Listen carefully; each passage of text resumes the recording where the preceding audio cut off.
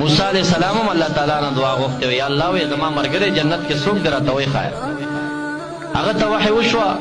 یو خاریه ورته یاده کړه هلته لاړ شه هغلته قصاب دی فلانی نوم دی دغه قصاب ستا د جنت ملګری دی.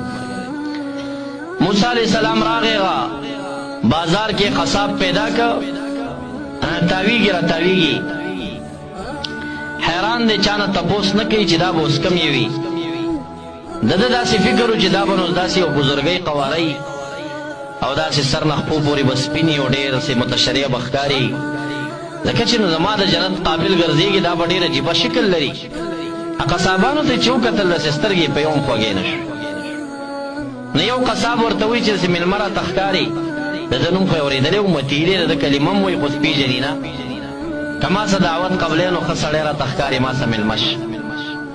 موسی علیہ السلام هم وی زه شپې ځای نشته ده سره به لاړ شه سبا به ولټېږم دا به چېرته نن نه راغلی دی بازار ته دا قصاب چې ما ته الله تعالی وحی کړي چې ستا د جنت ملګری دی دا به نن نه راغلی. دې شکلونو کې خو داسې ښایسته قواره نشته چې زما د جنت ملګری دی شي. چې مېلمه شو ورسره روټۍ چې کېښودلې شوه دا قصاب دې طرف ته موسی علیہ السلام کېنه او دسترخوان یې خور که په دې اړخ کې دوه کجاوې راوړې یوه یې داسې کېښوده یوه یې داسې کېښوده یوه نوڼۍ خپله کوي یوه دې یو کجاوې ته کوزوي یوه دې بلې کجاوې ته کوزوي. دې کې دروازه وټکېده. دا قصاب چې دروازې ته لاړه نو موسی علیہ السلام وی چې دا کجاوه کې مړه ځان ساتلی دي دا څه شی کوي ما سره ناست دی کجاوو ته لاس کوزوي. چې سر یې ورښکاره کړه نو یو پکې یو زړه ښځه ده د ده مور ده او په دې بله کجاوه کې یو زوړ بوډا دی او چې داسې یې دته وکتل ویې خندل کلمه یې وویله خو چې بېرته قصاب راغی کېناست روټۍ ته د یوې کجاوې ته چې روټۍ کوزوي هغلته خوله نه کولاوېږي چې دې بلې ته یې کوز کړه خوله کولونه شوه